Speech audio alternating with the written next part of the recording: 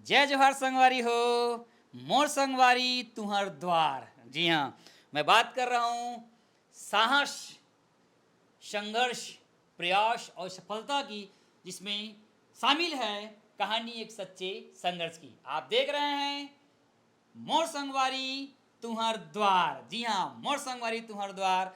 और आप इस समय हमारे बीच पहुंचे हुए हैं एक ऐसे व्यक्ति जिसने शिक्षा के क्षेत्र में, जी हाँ, उतई उतई जैसे एक छोटा सा एरिया जहाँ पर शिक्षा को बना दिया है एजुकेशन का हब, जिसने अपनी कड़ी मेहनत, सच्ची लगन, सही दिशा और न जाने कितनी संघर्ष की धाराओं को पार कर उतई क्षेत्र में जो है शिक्षा का बदला है स्वरूप। और निश्चित रूप से हमारे युवा भाई बहने साथियों के लिए उनके शिक्षा के आयाम को पूरी तरह से बदल दिया है। आज हमारी स्टूडियो में हमारे बीच गौरव शर्मा, जिनका नाम है केमिस्ट्री में एक अलग पहचान है, एक अलग विचारधारा है, एक अलग सीख है। तो आइए हम स्टूडियो में बात करते हैं कि उनका संघर्ष किस प्रकार रहा और बदलते हुए परीक्षा प्रणाली के तहत केमिस्ट्री की जो पेपर होता है उसको हम लेकर बात करेंगे तमाम। तो सबसे पहले शिक्षा के नया आयाम देने वाले उस विभूति को, उस शख्स को, उस ऐसे मेहनती टीचर्स को हम सबसे पहले नमन करते हैं और सबसे पहले उन्हें हमारे चैनल की तरफ से बहुत बहुत आभार व्यक्त करते हैं, स्वागत करते हैं। तो बहुत बहुत शुक्रिया सर आपका मेरे लिए यहाँ पर आने के लिए इस कोचिंग सेंटर पे। तो सर से जो मिलकर मैं बात करूंगा, फर्स्ट टाइम मुझसे सर से मिलना हो रहा है, एक अलग ही एनर्जेटिक्स है सर। तो बहुत ही एनर्जेटिक्स लगे मुझे। तो जो भी आप हमारे तक पहुंचे हैं जिस भी माध्यम से, मैं तो हमेशा बच्चों के लिए वो कार्य किया हूँ, ठीक है। और मैं यही मेरा कोशिश है, जब तक मेरा लाइफ है तब तक बच्चों की सेवा में हमेशा तत्पर रहूंगा। और मेरा तो एक उद्देश्य है, छत्तीसगढ़ में वो शिक्षा का मुकाम लेकर आएंगे कि हर वो गरीब से गरीब जो छात्र भी है कि यही बोल पाए, ये सोचे कि अगर पैसे की कमी है तो भी वो शिक्षा ग्रहण कर सकता है हमारे यहाँ।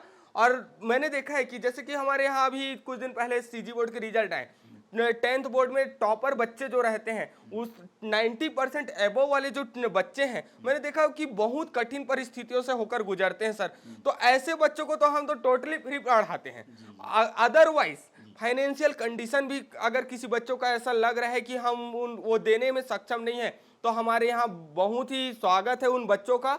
आइए हमारे यहाँ पढ़िए और अपने साथ साथ अपने माँ बाप का नाम रोशन कीजिए। और फर्स्ट तो मैं बोलूंगा कि हमारे भारत देश का नाम रोशन होना चाहिए। तो सबसे पहले ये पूछूंगा सर, ये गौरव सर कौन है? गौरव सर केमिस्ट्री कौन है? गौरव सर कौन है? वो अपनी उनकी पहचान बताइए। सबसे पहले आपका परिचय जानना चाहेंगे सर। तो मेरा नाम है गौरव कुमार शर्मा, ठीक है। मैं यहीं उतई छत्तीसगढ़ इंडिया से बिलोंग करता हूँ।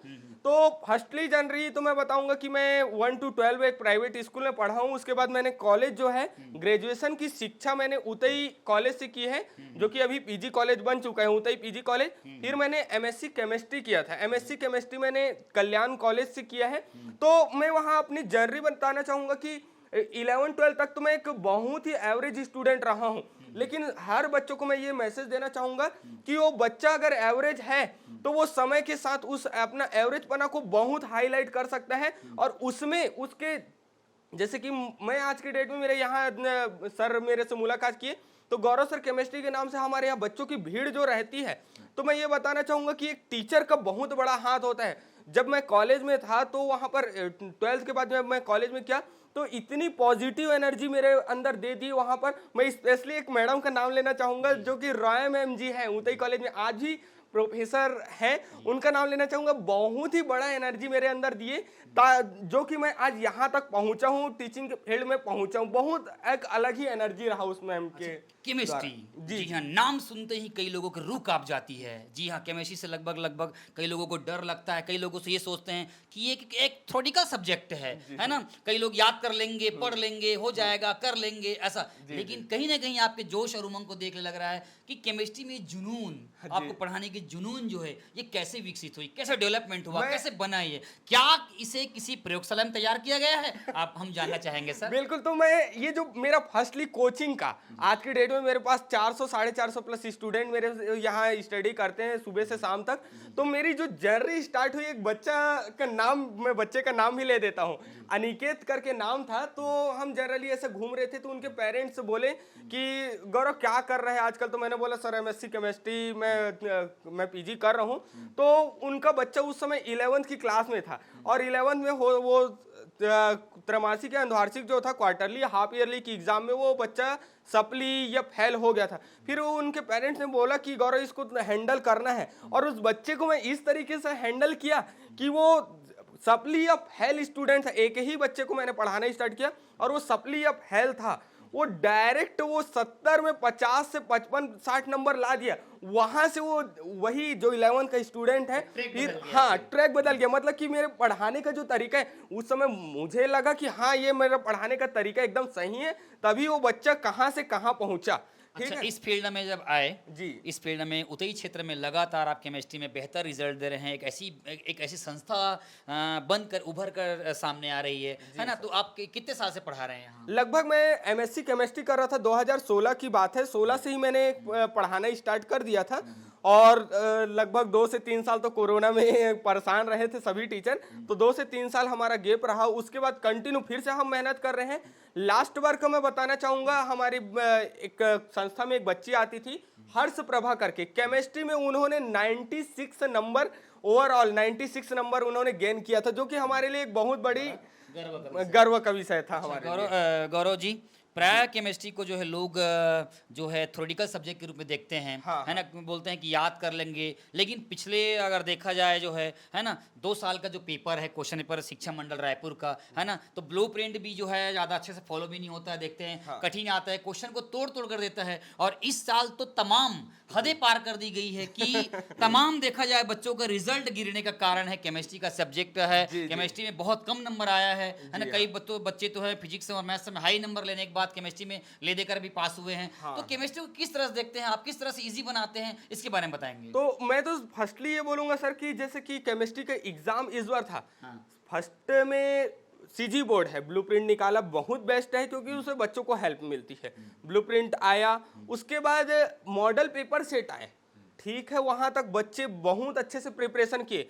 मैं तो अपने बच्चों की और मैं खुद अपना बात करूं, अगर कहीं जैसा सीजी बोर्ड ने ब्लूप्रिंट दिया था और जो मॉडल पेपर निकाले थे, अगर उस लेवल पे अगर एग्जाम के क्वेश्चन रहते, तो मैं दावे के साथ बोल सकता हूं कि मेरे 20 से 30 बच्चे 70 में 68 और 69 नंबर ला सकते थे। लेकिन पैटर्न पूरा चेंज रहा।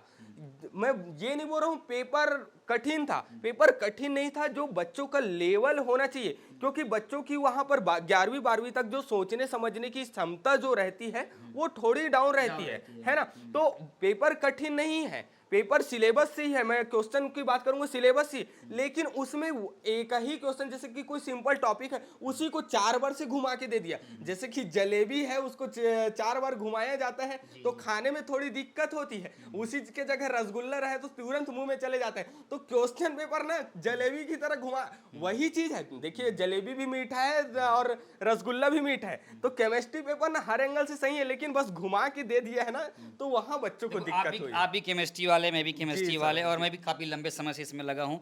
जहां तक मैं देखता हूँ कि पेपर जो है कठिन नहीं था, पेपर का क्वेश्चन जो है भले सीबीएसई पैटर्न को फॉलो करता है वो पेपर, क्वेश्चन पेपर जो है ना, और जो क्वेश्चन पूछे गए थे वो एकदम छोटे स्तर के थे। तोड़, बस ये प्रश्न ये था उसमें, ये था कि क्वेश्चन को तोड़ दिया गया था, लगभग तोड़ के, क्योंकि बड़े बच्चे, हमारे जो बच्चे हैं वो लगभग क्या होते, पिछले 5-7 साल का क्वेश्चन हल किए रहते हैं, और उसमें पैटर्न पहले अलग टाइप के आता था, और अभी जो 2 साल का जो पैटर्न आ रहा है, लगभग पैटर्न बदला हुआ है।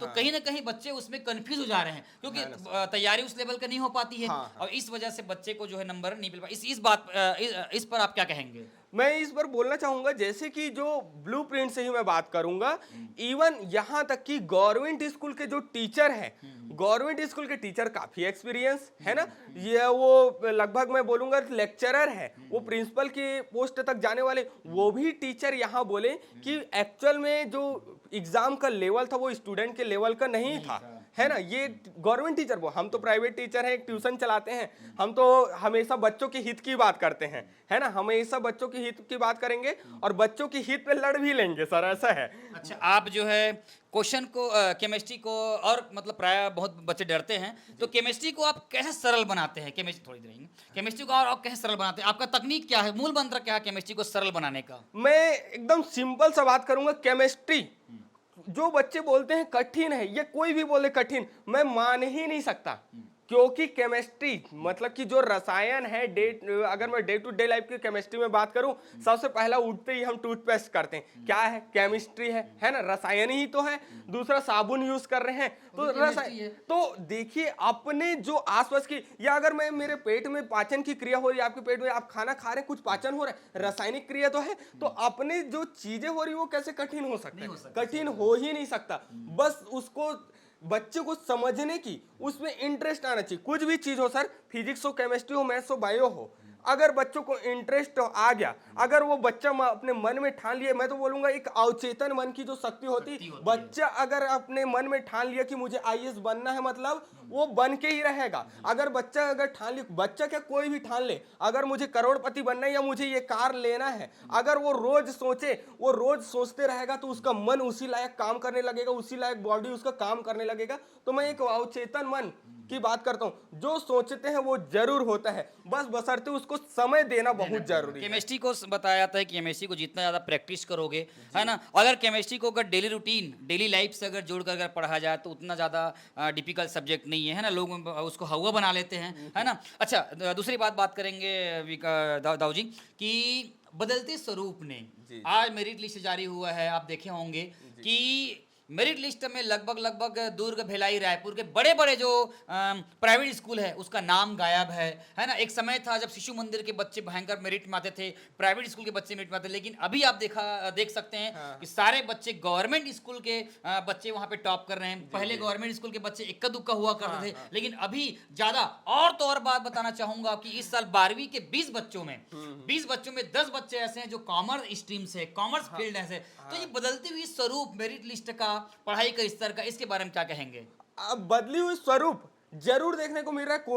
कोरोना काल, क्या मैं 2017-18 के बाद से बात करूं, पहले जिस समय मैं वहां पढ़ाता था, है ना, तो उस समय क्या था, एक प्राइवेट स्कूल का डिमांड बड़ा बढ़ चढ़ के था। लेकिन अब जो गवर्नमेंट, मैं बहुत तारीफ करूंगा दिल से, जो हमारी छत्तीसगढ़ की गवर्नमेंट है, जो सरकारी स्कूलों पे, मैं तो यहाँ बात करूंगा डायरेक्ट, अगर डीपली में जाऊं ना, आज भी प्राइवेट स्कूलों पे वो ग्रीन बोर्ड पड़ा हुआ है, घिसा पीटा, लेकिन छत्तीसगढ़ के बहुत सारे स्कूलों में मैंने देखा मस्त डिजिटल बोर्ड आ चुका है। हाँ, तो एक लेवल होता है सर। और वहाँ के जो टीचर हैं, मैं टीचरों को भी दिल से सलाम करता हूँ, दिल से उनको मानता हूँ कि वो टीचर वाकई में मेहनत करते हैं, मेहनत कर रहे हैं। हाँ, मेहनत कर रहे हैं। बट एक छोटी सी कमी, वो टीचर की कमी नहीं है, गवर्नमेंट की कमी है, क्योंकि चूंकि उनको बीच बीच में बहुत सारे चुनाव ड्यूटी में भेज दिया जाता है, या अदरवाइज बहुत सारी ड्यूटी में, इस कारण से वो समय में सिलेबस कंप्लीट नहीं कर पाते। अगर मैं बात करूं, गवर्नमेंट उनको पूरी तरीके से छूट दे दे, केवल आपको पढ़ाना है, उसके सिवा कोई काम नहीं,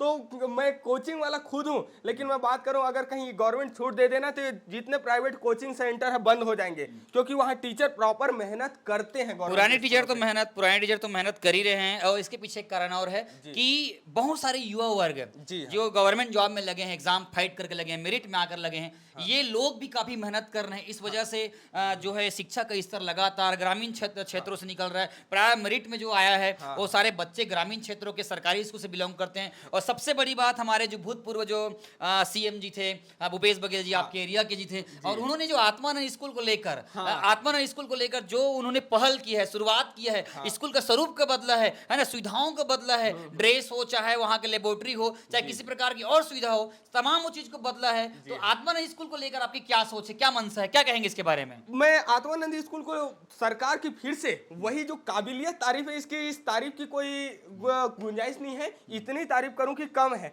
वहां पर आत्मानंद के एक समय में था, जब मैं पढ़ता था, तो इंग्लिश मीडियम नाम का एक सीबीएसई का स्कूल होता था, जहां की फीस इतनी मोटी मोटी होती थी सर। लेकिन जो सरकार ने आत्मानंद स्कूल के जो दिया है, वहां फीस तो है नहीं, तो एक नया पहल शिक्षा के क्षेत्र में लगातार देखने को मिल रहा है आत्मानंद स्कूल के माध्यम से। क्योंकि देखिए, लैंग्वेज है, हिंदी हो चाहे इंग्लिश, दोनों जानना जरूरी है। और आज की डेट में मैं बात करूं कि केवल छत्तीसगढ़ का बच्चा छत्तीसगढ़ में ना रहे, वो क्योंकि हमारा भारत से बिलोंग करता है और नाम भारत का होना चाहिए। सीधी सी मेरी यही है कि नाम भारत का होना चाहिए। इसमें छत्तीसगढ़ की शिक्षा विभाग भी बहुत तत्पर है और हमारी जो गवर्नमेंट भी थी, वो चाहे मैं किसी पार्टी पे नहीं जाऊंगा, वो कांग्रेस की गवर्नमेंट भी बहुत अच्छा काम की है शिक्षा के क्षेत्र पे, और ये भाजपा भी की गवर्नमेंट भी बहुत अच्छा काम कर रही। बशर्ते कुछ जैसे कि मैं बात करूं, कुछ आत्मानंद स्कूल में कुछ कुछ कमियां देखने को मिली थी हमें, तो हमने डायरेक्ट वहां के प्रिंसिपल थे या जो लेक्चरर थे, टीचर थे, उनसे बात किया, तो मैंने देखा कि त्वरित कार्यवाही भी हुआ है। त्वरित कार्रवाई भी मैं यहीं इनके पास के आत्मानंद स्कूलों में मैं पढ़ाने भी जाता था। आत्मानंद स्कूल में मैं संविदा के बेस पे वहाँ केमिस्ट्री का टीचर रहा हूँ। तो वहाँ पर एक पुष्पेंद्र मीना साहब जी जो कलेक्टर थे, हाँ, वो आके विजिट किए थे। तो वहाँ बच्चों की मानसिकता बहुत बदले कि बच्चों की सोच वहाँ पर जैसे कि मैं तो बोलूंगा कि जितने भी बड़े ऑफिसर्स हैं उनको आना चाहिए, बीच बीच में विजिट करें, ताकि बच्चों की मानसिकता बदले। और बच्चों की मानसिकता अगर आईएएस और आईपीएस के लिए आ गई ना, हमारे भारत देश का स्वरूप बहुत जल्द बदल जाएगा सर। हाँ, अच्छा, गौरव सर जो है, गौरव सर केमिस्ट्री क्लासेस जो उतई ये क्षेत्र में उभर कर सामने आई हैं, है ना? तो इसमें अभी वर्तमान में आपकी टीम कितनी की है ना? हमारी टीम तो लगभग 14 से 15 की टीम है, जो सुबह से 6 बजे से हमारी क्लासेस चालू होती है और बच्चों की सेवाओं में एक प्रकार से सेवा ही मान लीजिए, सेवा में तत्पर है।